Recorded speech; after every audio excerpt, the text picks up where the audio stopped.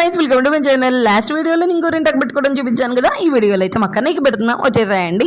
మా కన్నయ్య ఎంత హ్యాపీనెస్ అయితే అనమాట, ఎందుకంటే గోరింటాకు చూసాడు కదా. ఒక స్మైల్ చూపిస్తా, చూసేయండి కన్నయ్య ఫేస్లో ఎంత హ్యాపీనెస్ ఉందో మీకే అర్థమవుతుంది. మా కన్నయ్య ఈ చిన్ని చేతులకు పెట్టాలంటే కొంచెం కష్టమైనా కానీ వాళ్ళు పెట్టాక హ్యాపీనెస్ చూస్తే మాత్రం ఇంకా అసలు మామూలు విషయం కాదనమాట. సర్లే ఓపిక్గా ఇంతసేపు పెట్టించుకుంటున్నాడు అనుకుంటున్నారు కదా మీరు, గొడవ చేయకుండా.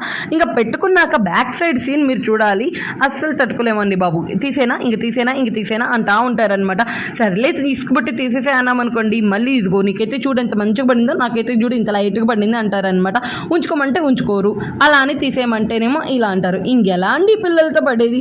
సర్లే మనం కూడా చిన్నపిల్లప్పుడు అంతే చేసామేమోలే అనుకుంటామన్నమాట. ఇంకొకసారి అయితే కన్నయ్యకి నాకన్నా ఎక్కువ ఇష్టం అనమాట గోరింటాకు అంటే.